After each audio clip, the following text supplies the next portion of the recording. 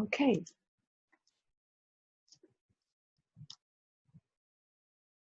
Good evening to everyone. There's a bit of a washout in Melbourne. It's raining, hasn't stopped all day, so we had warnings and all that about floods and stuff. What I'm trying to share here, there's just urge to share what Mr. Gadata and Bob talk about the pointings and how this works. First things first, there is no separation. So if there is no separation, is there anyone to teach you anything or to tell you anything? So Sailor Bob, in his meetings, he starts with, I'm not speaking to anybody. I'm not speaking to any mind. I'm speaking to that I am, to that presence awareness that expresses through the mind as a thought I am. Just this and nothing else. So there is no superior or inferior to you. How can there be superior or inferior if it's only one? Not even that one, there's none. And actually this non-teaching, natty, whatever they call them, not this, not that, it actually works. Well, how does it work? With the dry, boring pointers, it's quite disappointing because you cannot get anything, because you have not lost anything. So how can you get anything if you haven't lost it? You are that. So if you are that, what is there to lose?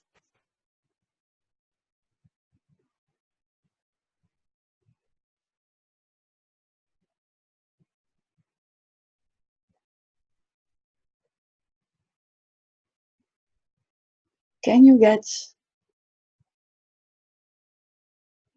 something from someone that hasn't got anything when they lost it all, apparently? They've got nothing. So what would you want from someone who's got nothing? It's very disappointing. It's hopeless.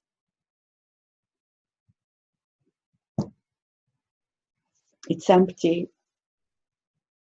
It's dry, if you want to give it some concept.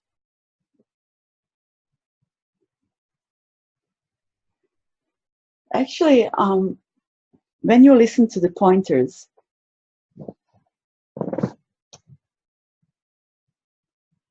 the concepts dissolve. If one listens by the heart, by the core of their being. It's not a physical heart. So it's heart to heart, and it's not head to head, as Bob says it.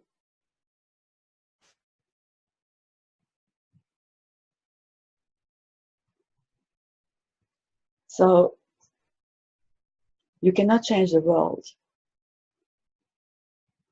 With recognition of your true nature, the view of the world might change, but the world is as is. The intelligence, whatever it is, created it. So what is here to say it's not perfect? It would be very ignorant to say the world is not a perfect place, and that something is good or something is bad. When you think I've lost the job, or I missed the train, maybe it's there to be replaced with another job, something more suitable. Maybe you missed the train to catch up with an old friend, to miss out on a bad meeting, call it bad or whatever. We have to use language and the words to describe that which cannot be described by the concepts.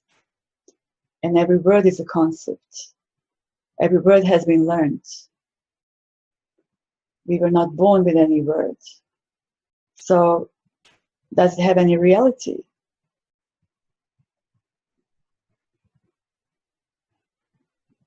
So can we really get anything? Can we grasp that which is ungraspable with the mind? And the mind is dualistic, or the thoughts, because in this form we have to vibrate dualistically. Good or bad, pleasant, painful, happy, sad, up and down, day and night, positive and negative, whatever. Even nature, we see the day, we see the night, and appears dualistically, although the nature doesn't know it's been dualistic. Nature does not know its nature. It doesn't call itself nature. Sun doesn't call itself sun. Moon doesn't know that it is moon.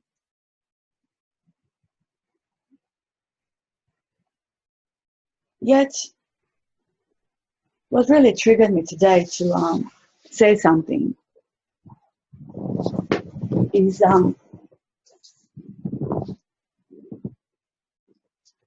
there is a belief with some spiritual folk that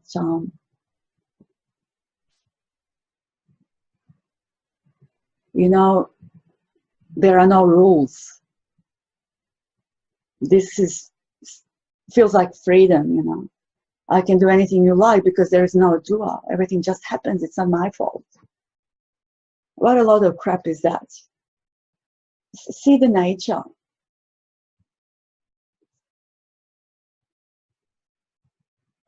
There are natural laws. So really, can we go about and rob the banks and just go crazy, like steal and, do have sex with everyone and stuff like that? No. There is natural responsibility. Even you see the birds building the nest. Does the bird say to another bird, I'm not going to build a nest. I don't care where the little ones go. They can drop, on the ground.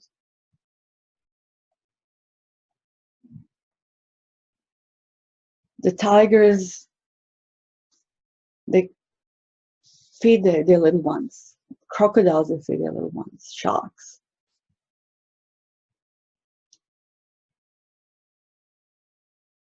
Yet,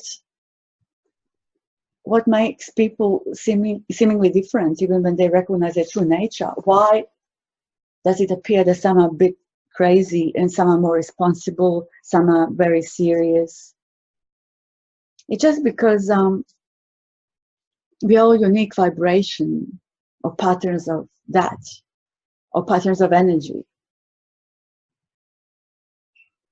This body form is just borrowed for this life, and what we are, it just comes, the life essence comes for the body, enables us to move the hands, to talk, to express ourselves, to be quiet, to learn, to obtain knowledge, to go to school, have easier lives or difficult lives, depending of blueprint or depending on genes.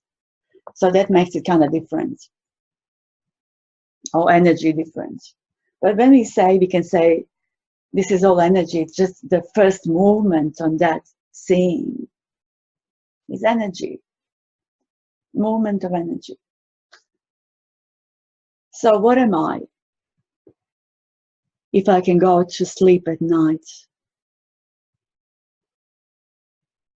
and voluntarily put the thoughts aside, and to go to bed and rest from the thoughts? Otherwise, it go crazy thinking 24/7.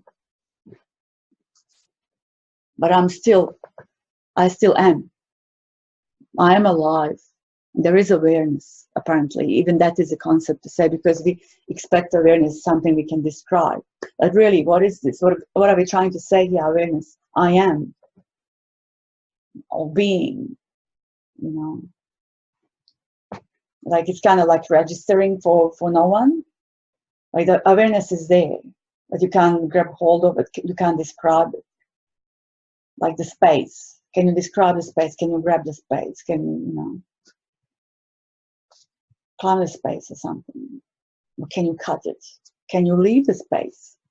So whatever apparently comes and goes, like gets born and dies, doesn't leave the space. It's still in the space.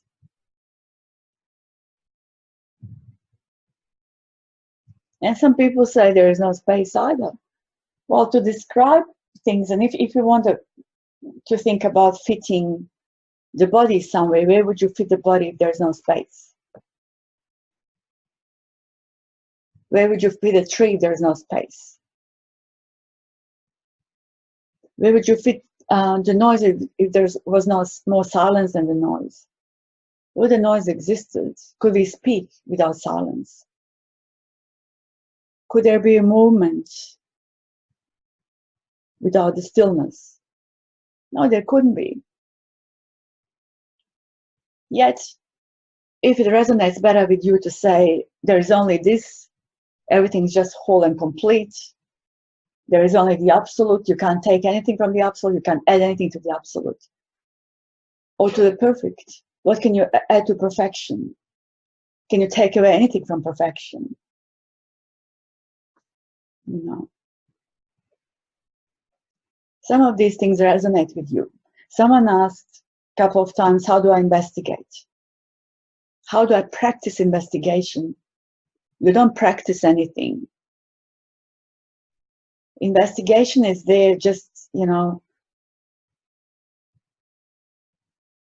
to check it out. Am I what I believe I am? Am I that entity that my parents told me I was? You know, they told me, you are such and such, that's your name, that's your family, that's your background, your society, that's your school, your grades, this is your IQ and capacity, you are not good at this and you are good at that. And, you know, a little bit added from the parents and a bit of a gossip, you know, in the family. She's intelligent, she's smart, she's good looking, she's not good looking, she's rebellious, or she's a pain, or he's a pain, whatever.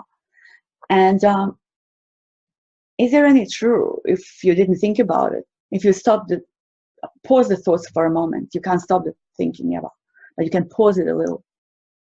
And in that pause, what are you?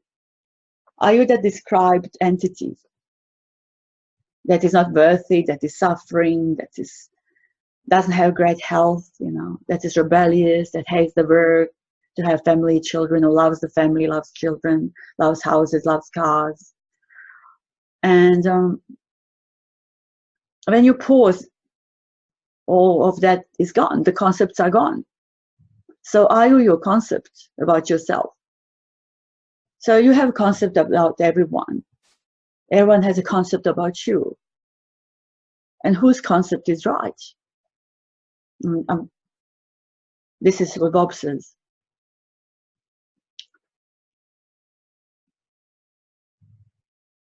You see someone for the first time, like entering the room.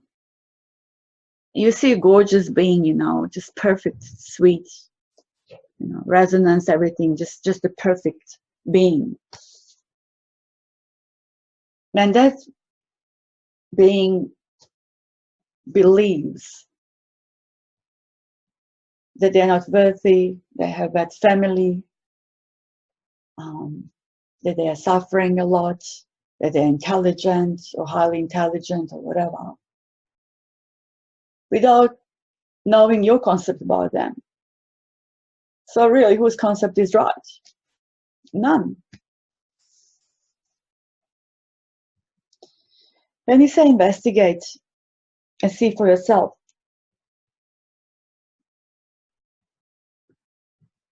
is there something in this body what enables me to speak? Is there some little entity hidden inside? What's watching through the eyes? Or is it self-shining light? Even to say the light, it seems there is like a movement. See what is the base of it, that which does not move, that is silent, that is colorless, no color, no design, no shape, no form. Omnipresent, omnipotent.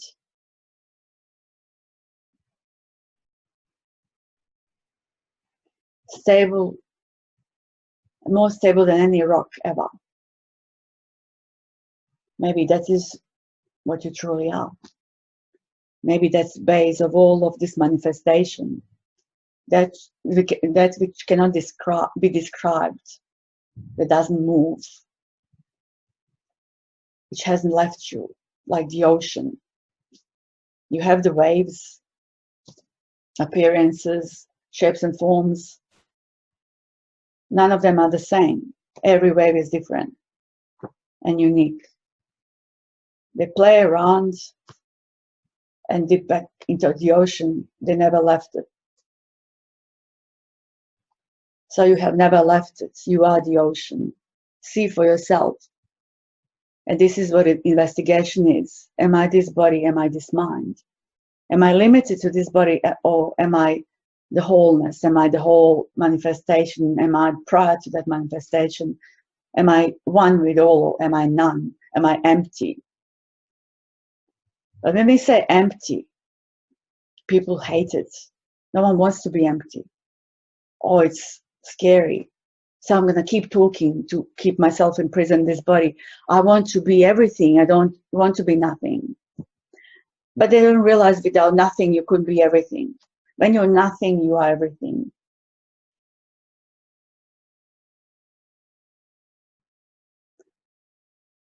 When I'm nothing, that's wisdom.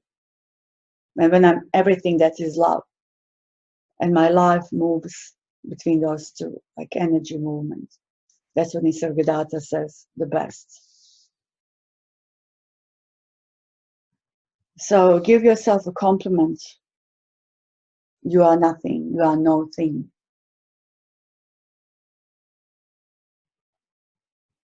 With realizing and recognizing that for sure, for certain, there will be like realization for no one. That is bloody the highest, that is the best. You know, there is no achievement, there is no PhD that you can achieve as no thing, as nothing. But this no thing you don't have to achieve either. That is what you truly are, always have been and always will be. So you are that. Never left you. You're always home. And you cannot lose it, whether you're in this form or not. Just drop the bullshit they told you about yourself. Drop the concepts. And see what you truly are. What am I?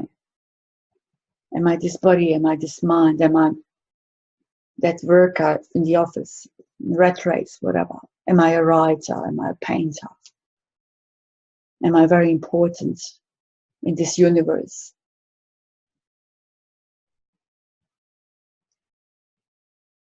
Like a little dust. Believes it's very important. And what is belief? Just check out the definition of belief in the dictionary. And it's all about belief. Belief that we are separate and this body is separate from everything.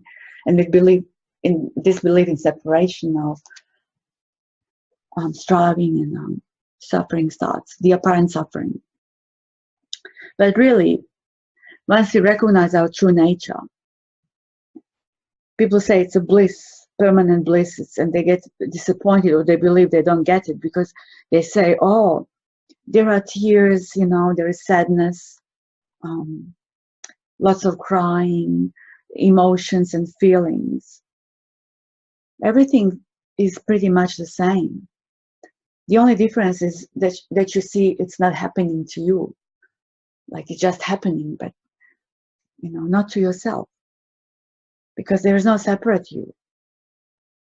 Like the whole manifestation is just perfect. Everything that is happening around you, it's just like a flow of the river. There's constant flow. But the river doesn't stop anyway to say, oh, you know, I'm hurting because there are some rocks, and, you know, that I have to overpass, and there are some fallen trees that I have to jump over.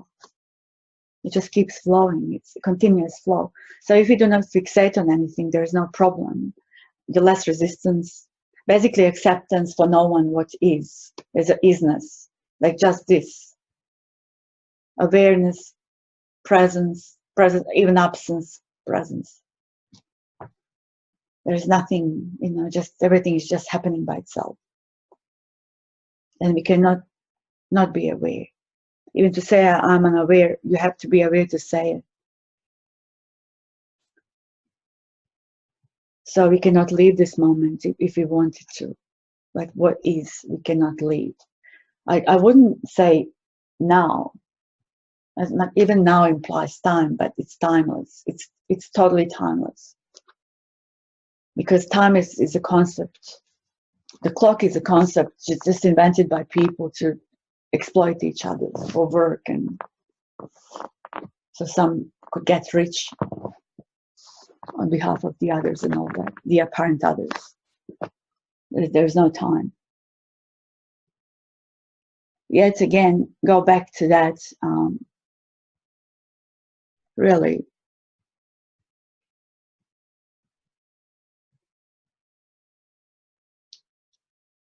There is responsibility.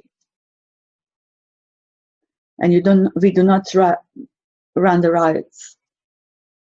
We have to work, we still work. People have families. They do get divorced, they get married, they find partner, even a person. A recognized being can fall in love with the person as well. And the person can apparently exploit them for their humbleness. All of this can be the case because we are still in this form. You're still working. If there is a flood, you have to fix your house and all that. You have to go to work even if you don't feel like going to work. Yet you'll find you can't control the words. You never could, but this time it just comes out like unstoppable. As like no one's speaking, but it's just this is coming through your mouth. We are still responsible for our families. We feed the families, but we don't put up with shit as much. We easily say to people to piss off.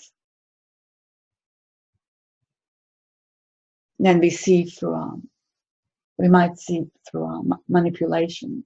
And it's not us that see it, it just comes through this body that sees the saying that was already there before we put a concept on it that I see and I hear.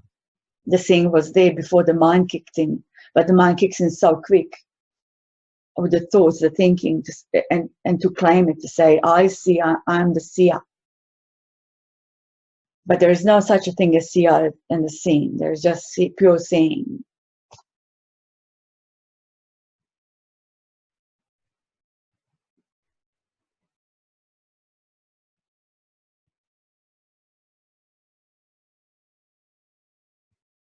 And this emptiness is basically the wholeness also. It's everything. Because if you were a creative pattern, maybe had it in your genes, it's just unstoppable. The creation, the love, humbleness. And you don't do anything to achieve those, to gain humbleness. You don't go, I'm going to become humble, and I'm going to be a lifesaver, I'm going to be, some charity, whatever, big VIP charity, whatever guy. People love charities to say, I've done something for someone. In fact, that's another ego trip. When there is giving without expectations, you're going to receive something, money or good karma. It just happens. If you feel like feeding birds, it will just happen.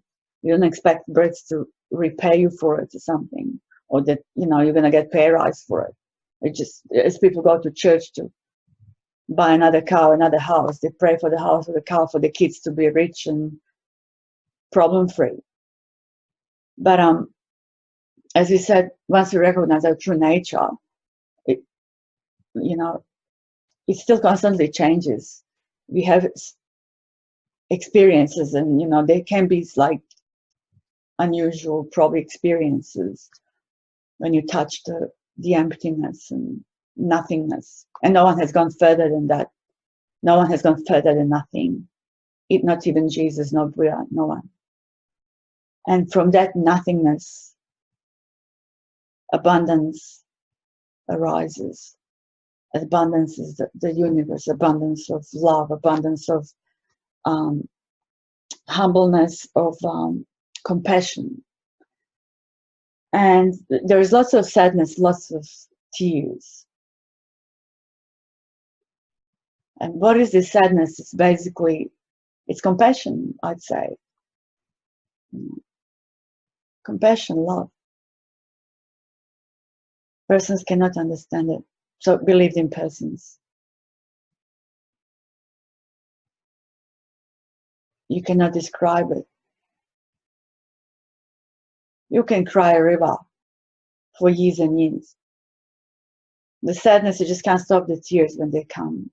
It's like everything is more like there's no filter, just bang. From the emptiness, from the ocean, from the bottom of the ocean just goes. The emotions, the laughter, if it arises. Anything. You don't stop drinking, you don't stop smoking, you don't stop being a drug addict, perhaps. You can, you know. Some things become more subtle. Like you feel like you don't need to drink probably as much, but if you're used to drink socially, you're going to keep drinking probably. But then you realize, you know, I don't need to drink to be, you know, who I am. But it doesn't mean you're going to stop drinking or smoking. Or if people were womanizers, or if females were like man-eaters, whatever, they're going to continue to be so. If you were slutty before, you're going to be slutty after. That will not change probably, I don't know. You don't become some saint. It kind of, again, that DNA in you is usually how it stays somehow. To start with, it's like everything seems more like exciting, something new. Same as the first date, like when you fall in love for the first time. And it's totally, before you meet that person, you just describe them, you imagine them like, wow, you know, that's the same, that's what I need, that this is unconditional love. That's probably the most similar to unconditional love, because you do not condition that imaginary entity when you fall in love and you haven't met them. They could be at a distance and you could watch them and you imagine the best things, you know, with them. They're just like angels to you, angel. It's something like that. But then the second you get into a relationship, a relationship is a problem. Relating is kind of love-hate expectation. And we start dating and we get together and you don't like all of a sudden what they wear, what they say, how they laugh, how they sing. So you basically want to change them the way you like. Again, the selfishness kicks in. But when you separate, apparently you never separate before you meet them, like a first date. If it could be a first date, imaginary date, that would be love that has no opposites. It wouldn't be like love-hate.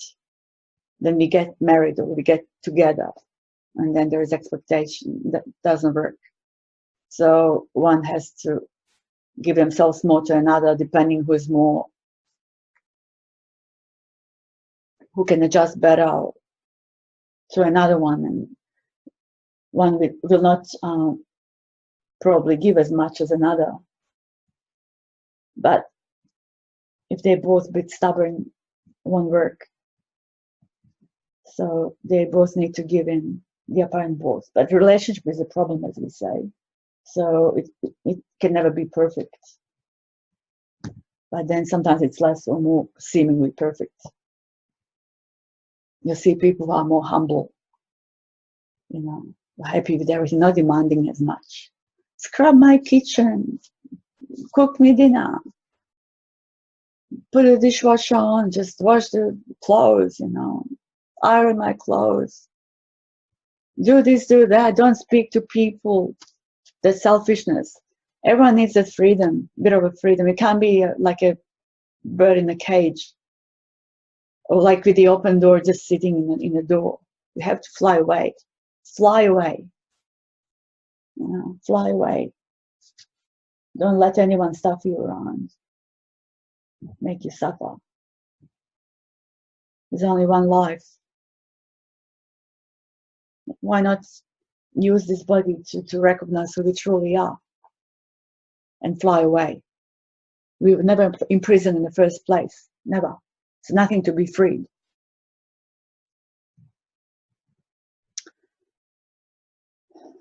Yes.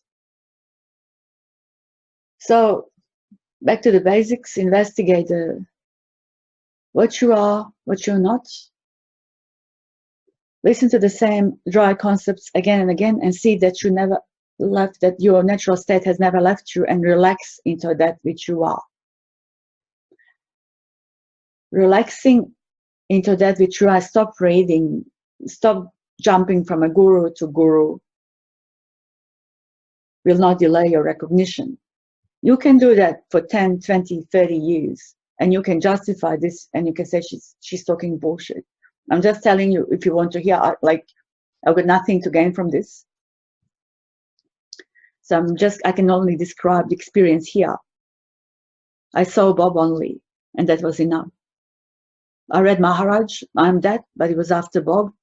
So Bob was enough. His pointers just stopped me.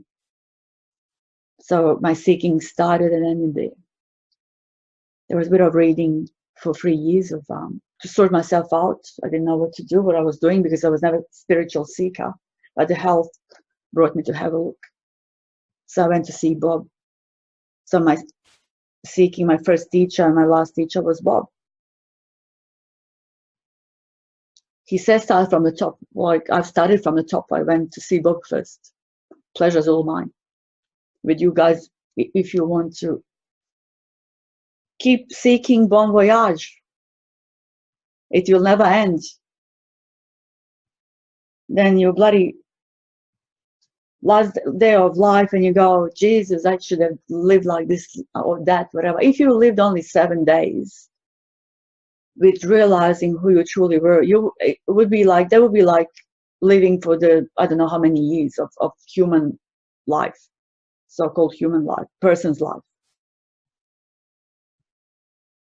Just, recognize who you are. Stop seeking. Now you know. Okay, we have to have this little bit of introduction and end this, stop this. I am that. What am I? Who am I? Investigate. See what's running this body.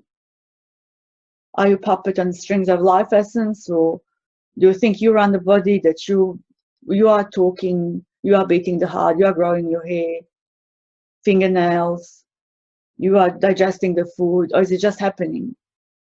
When you were a baby and you were born, Who was teaching you how to breathe? Was it just happening by itself? Throw a baby in the water and it's going to start swimming, you know? It's as simple as that. But we tend to write the books about it. This non-duality stuff, I mean, I'm talking real deal stuff, the real deal. I'm not talking those new, whatever age crap, nuisance, money, whatever, drawing. People who want to bring you back and give you results and stuff, they're there for themselves, they're not there for you. They want your money.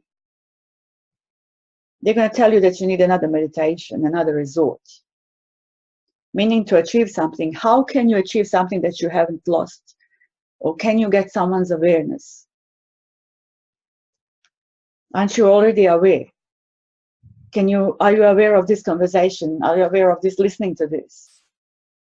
How could you listen if you were not aware? Don't you get it? You haven't lost it. You haven't left the space. You are the space. You are the space. You are it.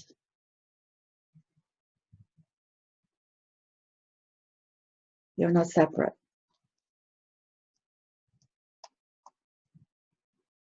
Nothing to get.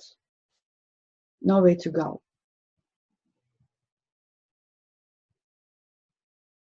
It's hopeless. Relax into it. Like you lay on the beach with all the elements around you. Water, air, space, ground.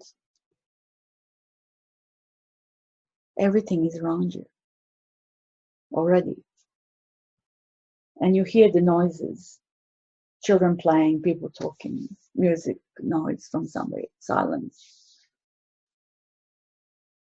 Everything is already there. And you are those elements. You're not separate because body is made out of the same elements. So you cannot be separate at all. Never were, never will be.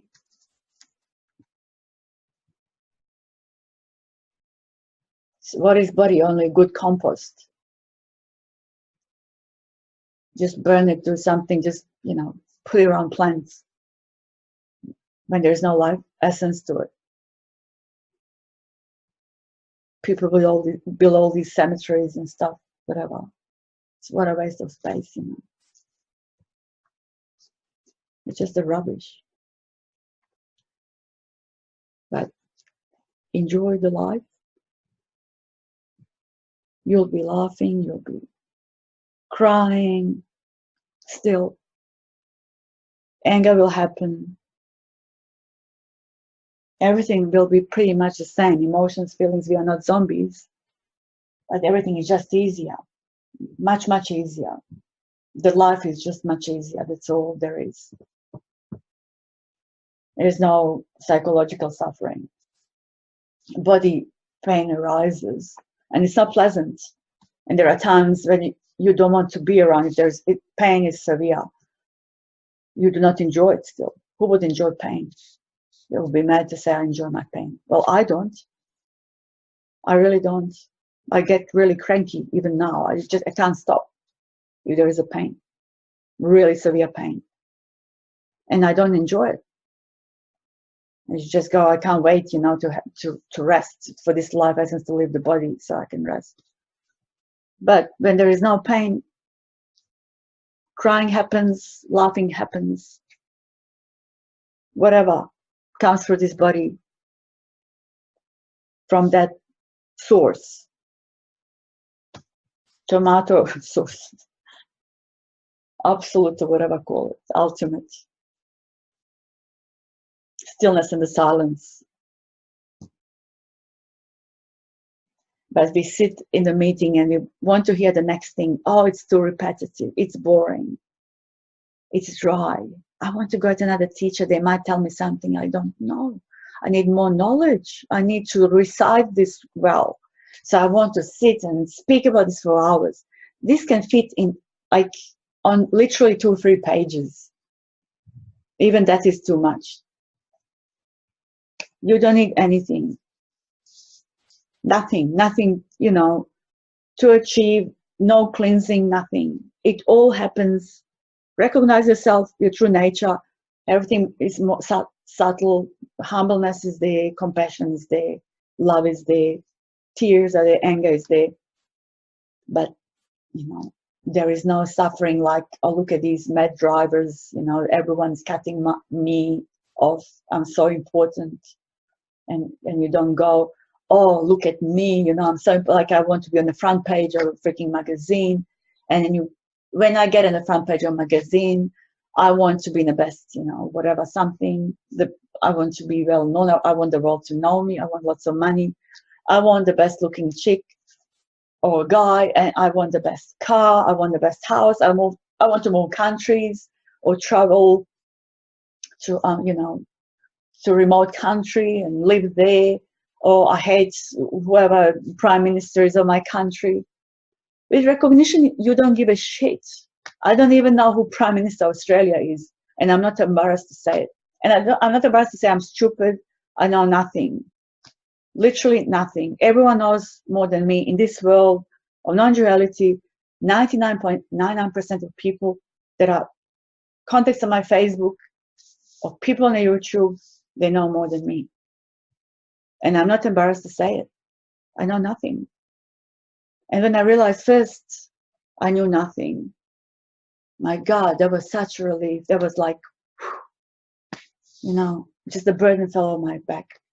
The best thing ever. Nothing when I achieved something at school, some competition, I came first, if my team won, whatever. Never. Nothing like this. It would have lasted like 2 hours or 2 days. And then I'd be following morning would be like trying to get sober. That was like any achievement. It's same as when you go shopping. Oh, I love this shirt. Love those shoes. And then you wear them for like a couple of days, and then you are on to the next pair of shoes. That's what really, that seeking is. The seeking is the next thing. Same as like you wanting to hear something else from another teacher. It's not different. It's just a shopping basket with a hole in it. You can never fill it. Never. Never. That's what persons do. They seek. I want family. I want children. I don't want children. I want husband. I don't like this husband or the next wife. I'm miserable. I'm sufferer. I'm so sick, all these things. It's all, it's a basket with a hole in it. Only this, what you truly are, is whole and complete. You are already whole and complete. You are whole without the hole in the basket. Like, realize that shopping basket seeking will not help you. Another book will not help you. It's okay to read books just for fun, to probably watch a movie or something to laugh or cry, I don't know, but you're not interested in politics to get argue, but if anything needs to be done, it's going to be done. You're going to go and do something if it drives you to do it. If you believe that there is no such a thing as public transport in Australia, or the bikie, like what are people on the push bikes are really violent or rude, they're speeding like maniacs, you might do something about it. You might do petition things, or you might become a politician, or join the parliament and something to try and change those things, or just start YouTube channel with complaining about these guys, or public transport in Australia, or why they're charging me so much. There's no public transport. It takes me forever to get to town and tram and blah, blah, blah. They break down. You still might complain about this, but you won't be involved like psychologically. But I'm not saying like that, like grieving won't happen. If like your loved one dies, if you lose your partner, if they leave you, if you love your partner, whatever, like because of the habits, like, and you are in this form, it won't be like, you will still feel something. Could be even grieving, and grieving can go on and on and on, but you know what you are, that underlying motherboard is still there. The computer is running, you Google death, aliveness, laughter, grieving, left or never left, in love, not in love, work, no work, whatever, laziness, all this, but underlying motherboard is always there. The stillness, the silence, that which cannot be described, no color, no design, the stunningness. You dive back into it each time. You do not leave it to dive back into it. You're always there. Always. It's just like you, because you are, in this the energy thing, the first movement of that energy. Waves. Never left. But you always know what you are. Always. Could be subtle. There's subtle silence, stillness. But as you when you recognize what you are, you just, if you fell into a big hole and you couldn't go back up, you couldn't climb the steps, or to go back up where you were once. It's like two parallel worlds almost, one silent. And that world knows that world, but that world does know that world. And once you recognize it, it just kind of merges together. You are still in this form, so you're going to vibrate in the phase of opposites, but one day you're going to join that form, and it's such a relief now. Like, there's no fear from dying, because in reality, you haven't been born and you're not going to die. So, and even when loved ones die, like for that one that has died, no problems anymore. It's all perfect. But it's just for the ones who are basically left, the family members. It's hard, Anyway, that was a bit of a talk. Catch you later, and yes, have a good one. And we hope not to get flooded in Melbourne this weekend. It's really heavy rain. So have a good night and have a good morning wherever you are. Thank you.